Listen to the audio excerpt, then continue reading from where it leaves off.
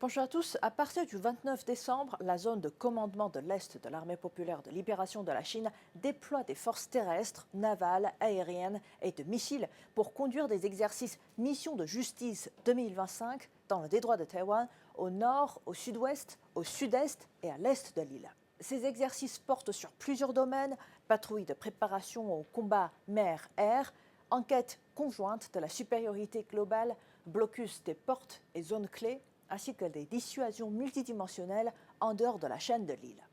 La question est donc très simple: pourquoi maintenant? Parce que la situation dans le détroit de Taïwan a franchi un seuil critique sous l'effet de la multiplication et de la radicalisation des collusions entre les États-Unis et les autorités taïwanaises. Cette dérive peut être comprise à travers trois niveaux d'escalade. Premièrement, une escalade financière.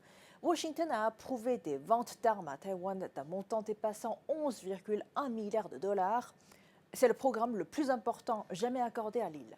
Et ce n'est pas un simple chiffre, c'est un choix politique. Celui de transformer Taïwan en société de garnison en réorientant des ressources civiles, sociales et industrielles vers une logique de séparatisme militaire. Cela montre que les autorités taïwanaises ne cherchent plus à stabiliser le détroit, mais à institutionnaliser une logique de conflit permanent. Et deuxièmement, une escalade de nature. Autrefois, les ventes d'armes américaines étaient officiellement défensives, alors aujourd'hui, elles concernent majoritairement des capacités offensives. C'est une rupture grave avec les trois communiqués conjoints sino-américains et notamment avec le communiqué du 17 août 1982. Dans ce texte, les États-Unis s'étaient engagés à ne pas poursuivre une politique de vente d'armes à long terme à Taïwan, à ne pas dépasser le niveau des ventes des premières années après la normalisation diplomatique et à les réduire progressivement en vue d'un règlement définitif. Or, Washington fait aujourd'hui exactement l'inverse. Ce glissement envoie un signal dangereux. Il ne s'agit peut-être plus de défense, mais de modification du statu quo par la force. Et troisièmement, une escalade systémique. Taïwan n'achète plus seulement des armes, elle intègre désormais des systèmes comme le Taiwan Tactical Network et Force Awareness Application Kit qui connectent directement ses forces au système opérationnel américain. Concrètement, cela signifie que l'armée taïwanaise devient une extension fonctionnelle du dispositif militaire des États-Unis.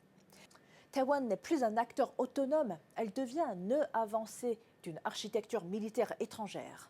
En cas de crise, l'île ne serait plus un simple théâtre local, mais le point de départ d'un affrontement entre grandes puissances.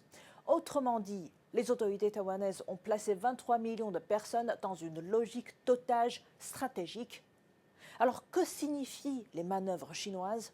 D'abord, un point doit être rappelé clairement. Selon le droit international et les résolutions de l'ONU, Taïwan fait partie intégrante de la Chine. Et les opérations de l'APL se déroulent donc dans les eaux et l'espace aérien relevant de la souveraineté chinoise. Elles visent à dissuader toute tentative de sécession et à préserver l'intégrité territoriale du pays.